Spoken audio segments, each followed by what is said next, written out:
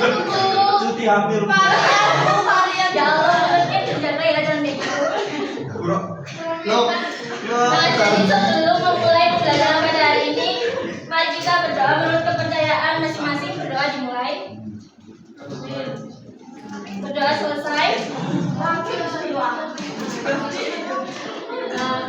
Kalian tahu nggak hari ini kita mau belajar tentang apa? Betul ya. Hari ini kita akan belajar mengenai kebijakan moneter. Nah, jadi tujuan pembelajaran pada hari ini yaitu kalian itu mampu memahami kebijakan moneter. Yang kedua, kalian mampu membedakan jenis dan instrumennya. Dan terakhir, kalian mampu menganalisis penerapannya pada masalah ekonomi. Nah, untuk pembahasannya di sini ada 5. Yang pertama, definisi kebijakan moneter. Yang kedua, fungsi kebijakan moneter. Yang ketiga, jenis kebijakan moneter. Yang keempat, instrumen kebijakan moneter. Dan yang terakhir, penerapan instrumen kebijakan moneter. Sebelum masuk ke dalam materi, di sini saya mau tanya nih ke kalian. Kan di sekitar kita itu banyak ya kasus kemiskinan, ada kasus pengangguran gitu ya. Nah, kira-kira kenapa ya Bank Indonesia itu nggak mencetak uang dalam jumlah yang besar supaya kita itu dapat mudah untuk dapatkan uang? Kira-kira inflasi.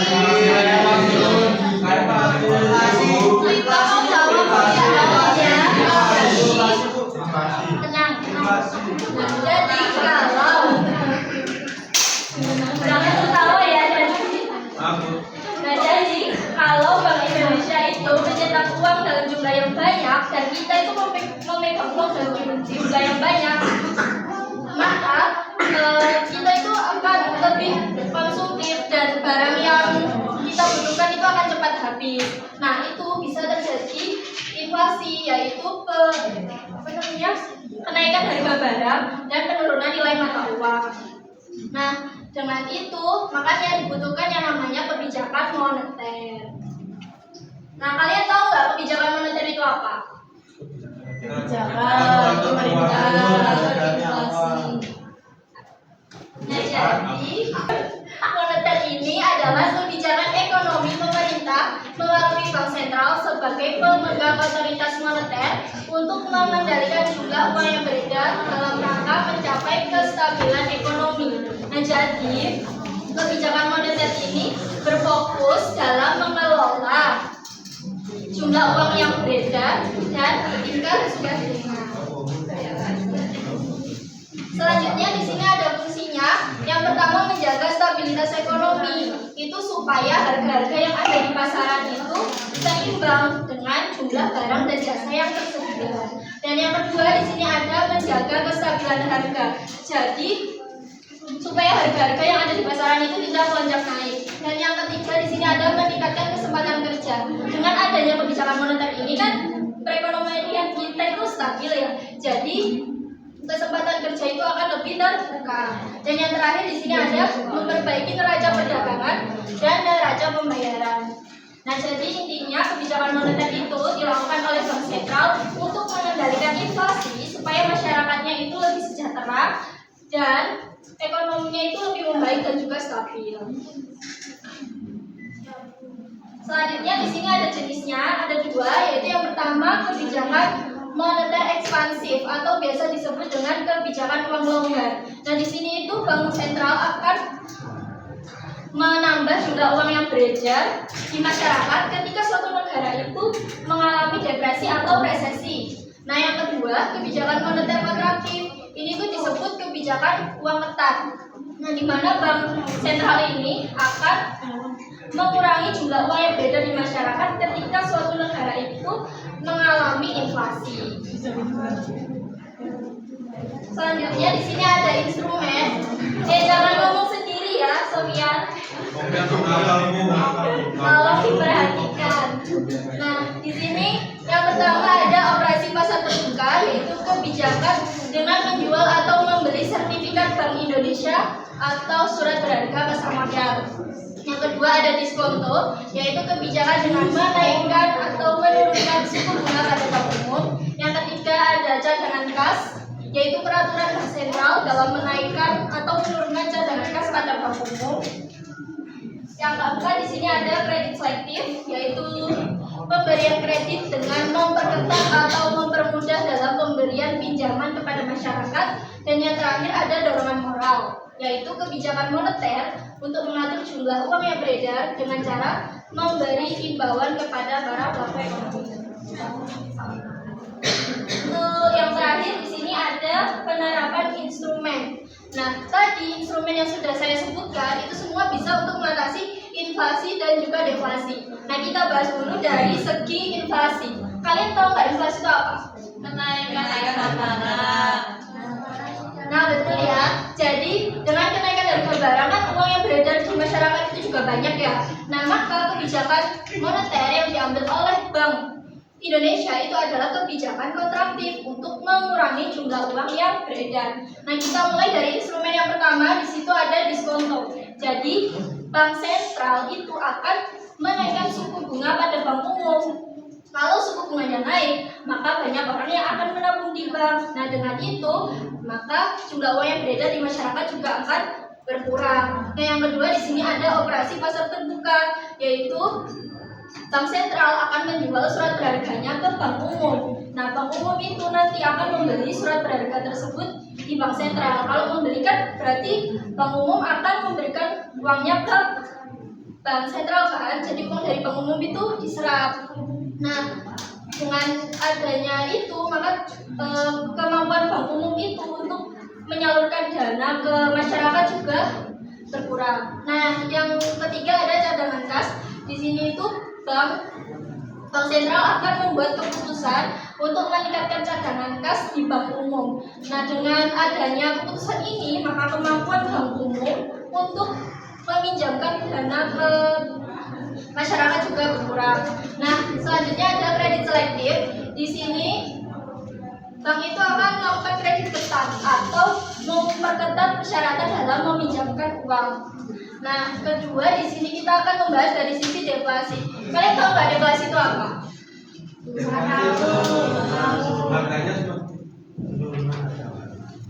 Nah, jadi deflasi itu adalah kebalikan dari inflasi. Jadi kalau deflasi itu kan berarti jumlah uang yang beredar kan sedikit ya di masyarakat. Nah, jadi kebijakan yang diambil oleh Bank Indonesia yaitu kebijakan moneter ekspansif untuk menambah jumlah uang yang beredar. Nah, kita yang pertama itu diskonto. Jadi bank umum itu akan menurunkan suku bunga di bank umum. Jadi kalau suku bunganya turun kan akan banyak orang yang meminjam uang. Nah, selanjutnya ada operasi pasar terbuka. Di sini itu bank akan membeli surat berharganya. Jadi bank sentral akan membeli surat berharganya tadi di bank umum. Seperti itu. Nah, yang ketiga di sini ada cadangan kas, yaitu bank sentral membuat keputusan untuk menurunkan cadangan kas di bank umum. Kalau cadangan kasnya menurun kan kemampuan bank umum itu untuk transaksi meminjamkan uang juga akan bertambah. Nah, yang terakhir ada kredit selektif. Di sini bank akan membuat kredit longgar atau mempermudah persyaratan dalam meminjamkan uang. Yang terakhir di sini untuk mengatasi inflasi dan juga deflasi ada kebijakan dorongan moral, yaitu dengan memberikan pengumuman atau surat edaran dari bank kepada masyarakat terkait pemanfaatan jumlah uang yang beredar. Dari materi yang saya jelaskan tadi, apakah kalian sudah memahami materi tersebut? Insya Allah paham. Baik, di sini saya mau membagi tugas kelompok untuk kalian. Saya mau dibagi menjadi 4 kelompok deh. Mulai dari sini 1, 2, 3, 4.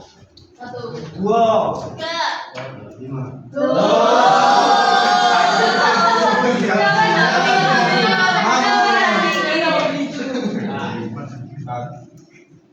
Habis. Dengan ramalan 2. 1, 2, 3, 4. 1.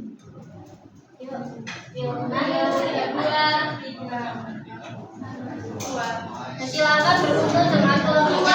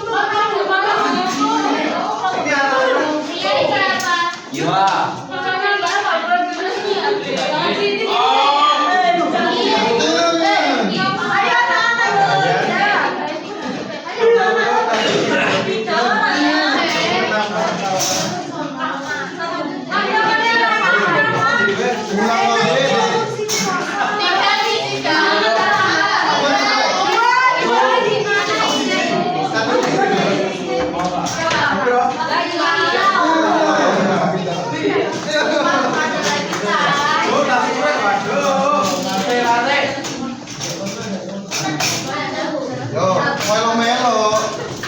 Wah, mami ya.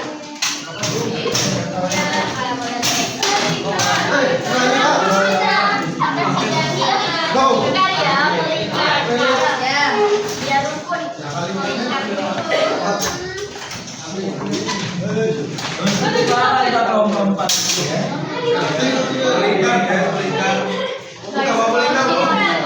Pukul keempat berantem bu.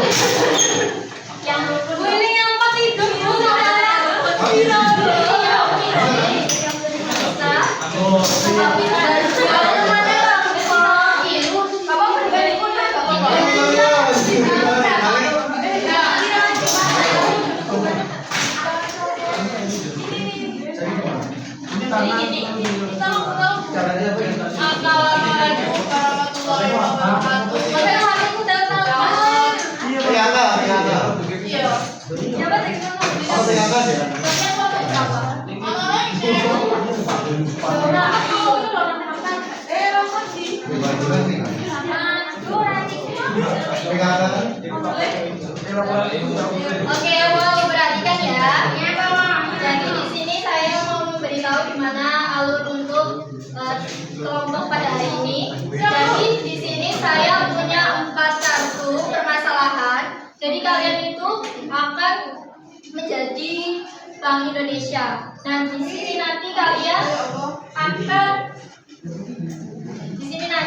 akan mencari kebijakan moneter apa sih yang sesuai dengan permasalahan yang ada di kartu. Terus yang kedua, kalian mencari instrumen yang pas dan juga dampaknya. Ya bu.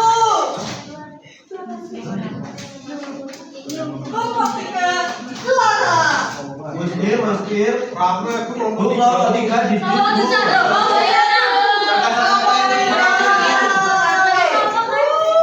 yang kayak pentol turun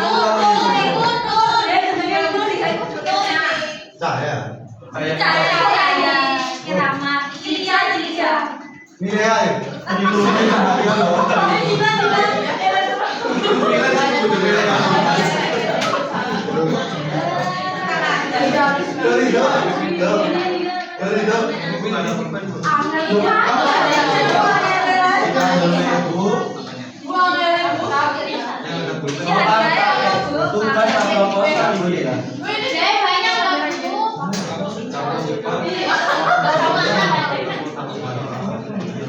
Saya beri waktu selama 5 menit ya. Nanti kalau sudah selesai, dari kelompok yang mendapatkan kartu merah akan maju salah satu, dan kelompok yang mendapatkan kartu hijau juga maju salah satu. Aku biru bu.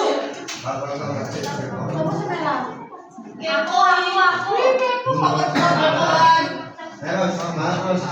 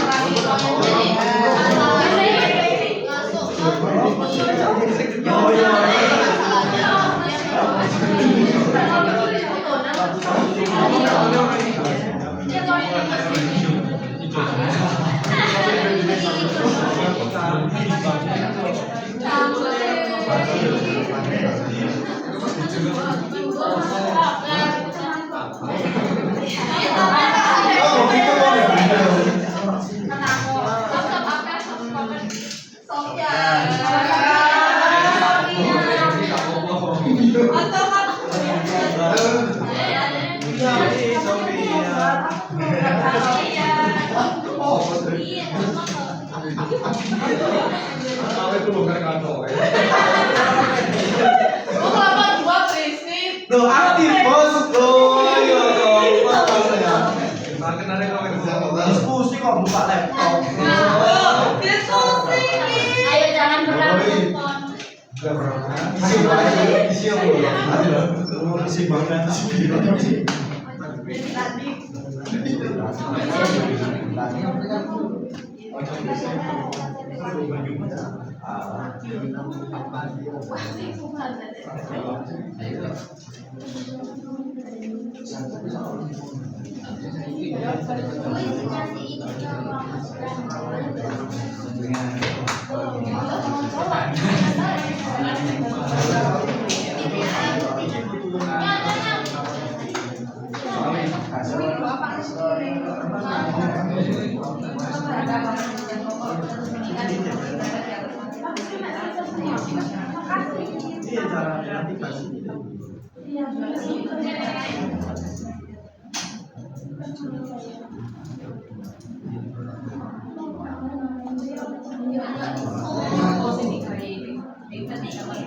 Lu mainan HP, main. Ya betul.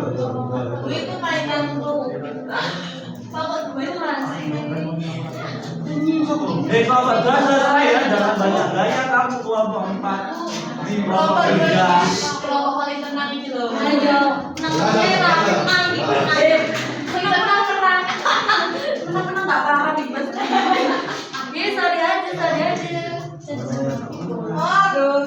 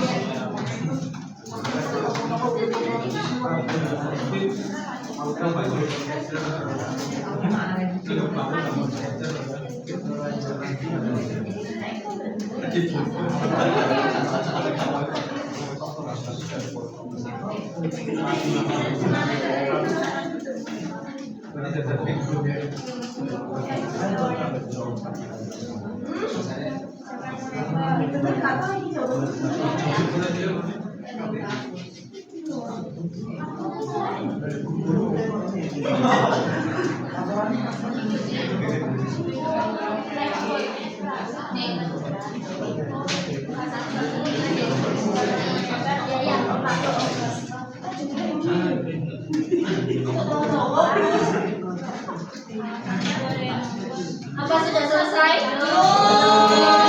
Selesai ya? Iya. Ya susah banget. Jangan nggak iso kelompok 3. Ini namanya aktif, kritis. Kok main tenang. Oh kalah. Oh boleh.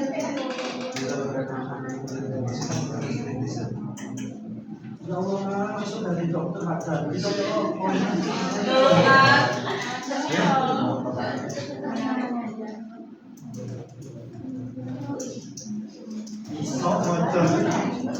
motor.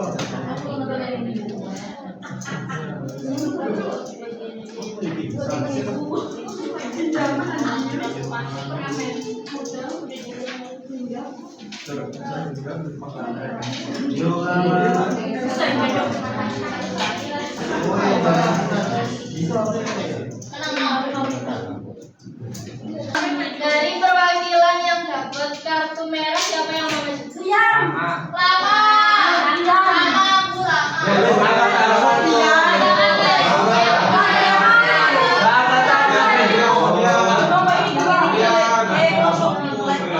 Kelompok red flag.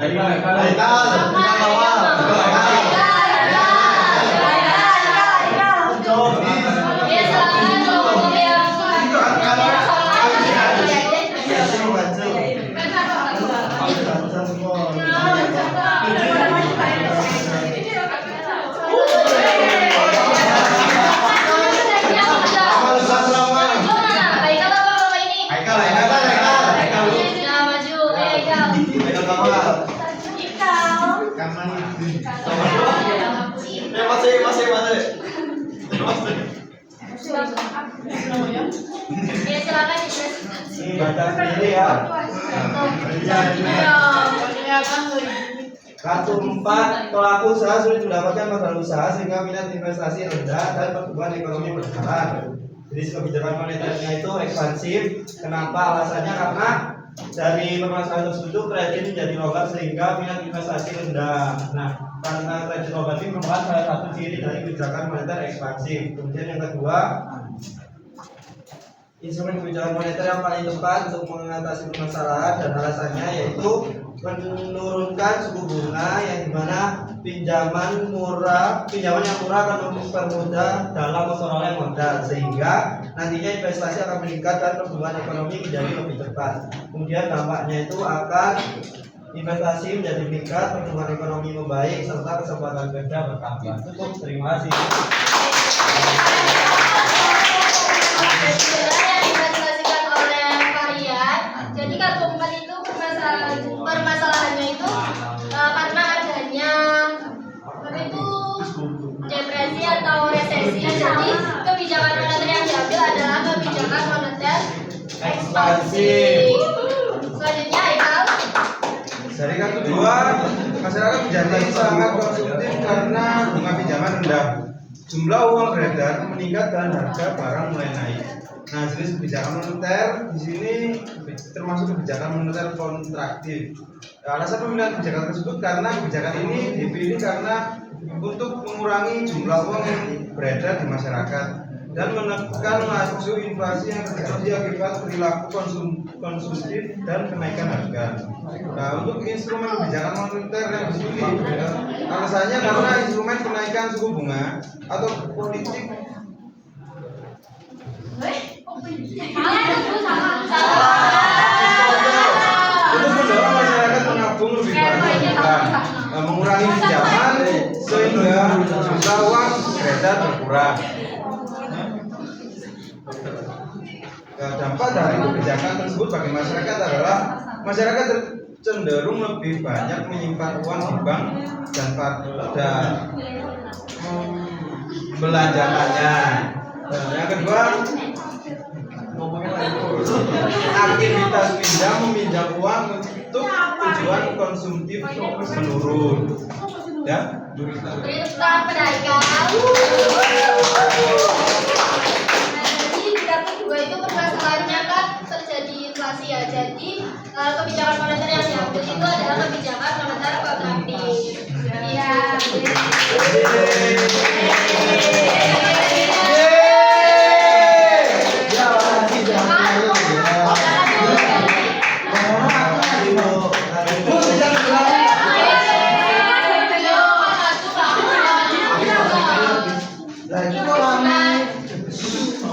Dari materi yang sudah saya jelaskan tadi, apakah ada yang bisa menyimpulkan materi hari ini itu apa? Oke, yang bisa menyimpulkan langsung angkat tangan aja ya. Saya. Misalkan Rosa. Misalkan pemerintah untuk mengatur jumlah uang yang beredar dan juga terdapat instrumen juga dalam moneter itu ada diskontó, penghasilan terbuka, tetangga, sama kredit. Terus kalau inflasi itu kebijakan moneter menggunakan uang kredit dengan kebijakan menaikkan suku bunga ini meningkatkan penggunaan dan ekonomi. Saat deflasi kebijakan moneter itu menggunakan kebijakan moneter ekspansif, yaitu dengan menurunkan suku bunga, memberikan BI, menurunkan data angka dan ya, sudah benar ya, Rosa.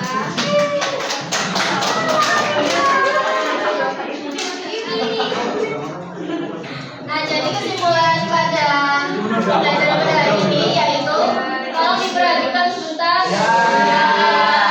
Jadi kebijakan moneter adalah cara Bank Indonesia untuk mengatur jumlah uang yang beredar supaya kondisi ekonomi itu tetap stabil. Dan di dalamnya itu ada fungsi untuk mengendalikan inflasi dan menjaga pertumbuhan ekonomi. Nah, ada jenis kebijakannya itu ada kebijakan ekspansif dan juga kontraktif yang digunakan sesuai dengan kondisi ekonominya. Nah, serta ada berbagai dokumen yang digunakan untuk mengatur perekonomian. Nah, semua kebijakan ini sangat dekat dengan kehidupan kita sehari-hari, seperti perubahan harga barang dan suku bunga yang dibahas. Nah, untuk pertemuan minggu depan, kalian bisa mempelajari harian. Jadi minggu depan kalian bisa mempelajari materi tentang kebijakan fiskal dan mengerjakan buku paket halaman 60. Ya Bu, laksanakan Siap. sampai 100 aku Nah, sebelum saya akhiri materi pada hari ini, saya mau kalian mengangkat tangan. Kaki. Jangan gini. Ya, orang angkat tangan, siap. Saya mau kalian mengangkat tangan kanan kalau kalian merasa pembelajaran hari ini menyenangkan, dan angkat tangan kiri kalian kalau kalian merasa pembelajaran hari ini tidak menyenangkan. Ampun.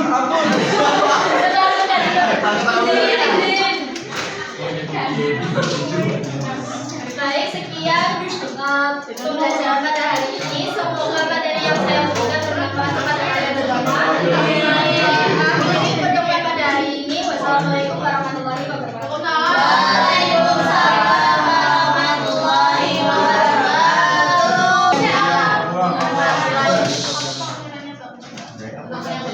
yang udah bagus, sudah menarik juga. Terus sudah hampir sesuai dengan 8 keterampilan. Oh iya, terus satu aja, yaitu di mengatur orang kelas ya. Mungkin kayak dari teman-teman sendiri masih rapi sendiri, terus juga belum menghabiskan jam atau bagaimana sendiri. Terima kasih. Yang satu Tadi izin mengomentari tadi tuh penampilannya udah bagus, terus pembawaan materinya unik, terus tadi saya bawa kalau tidak kuat, jadi takutnya ada murid-murid yang tidak mengerti, lalu pas muridnya berisik itu cara negosinya itu kurang dan murid-muridnya makin berisik. Terima kasih.